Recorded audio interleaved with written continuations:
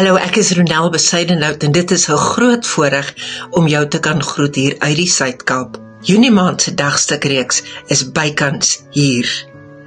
Ons gaan fokus op 'n woord wat dalk nie in die woordeboek staan nie, dalk hoor dit daar.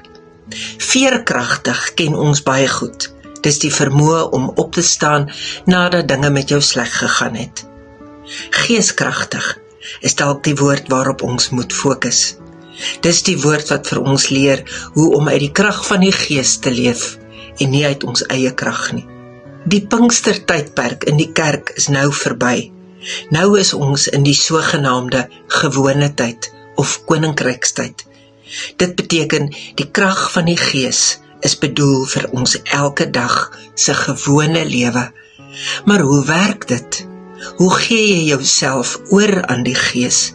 Wie is die Gees? Wat is die transformerende krag van die Gees om jou lewe in 'n gestalte van Jesus in te vorm? Dit is waaroor Junie maand se reeks Geeskragtig gaan. Hoe werk dit? Jy ontvang elke dag 'n dagstuk, het sy saans 9uur of soggens 6:30. Die dagstuk word in 2 dele gedeel.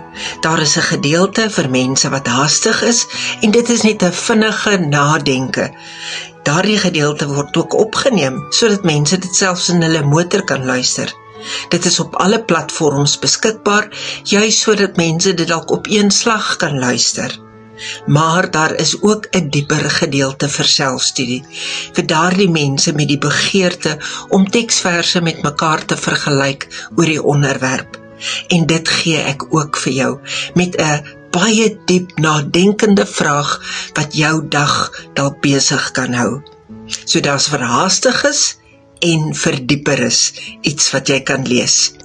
Die belangrikste dalk is dat jy hierdie dagstukke nie vir jouself moet hou nie. Stuur dit aan soveel mense soos wat jy weet dit sal geniet en hulle weer dit laat aanstuur. Hierdie bediening is volledig afhanklik van donateurs. Ek beskou dit as gratis vir mense wat dit nie kan bekostig nie, maar ek weet dat daar mense is wat wel kan. Dankie daarvoor. Die rede waarom ek donateurs nodig het, is omdat ek ander mense moet betaal wat hierdie bediening vir my op sosiale media vlakke kan help versprei. Dankie ook aan hulle. So as jy dit sou kon bekostig, die inligting is op die skerm net hierna of ook in die geskrewe teksgedeeltes.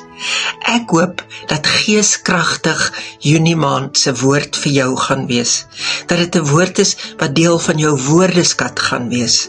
Ek hoop dat jy 'n geeskragtige begin van 'n winter gaan hê, 'n woord wat jou lewe lank by jou sal bly. Mag ons twee al dieper groei en gevorm word deur die Heilige Gees. Mooi bly.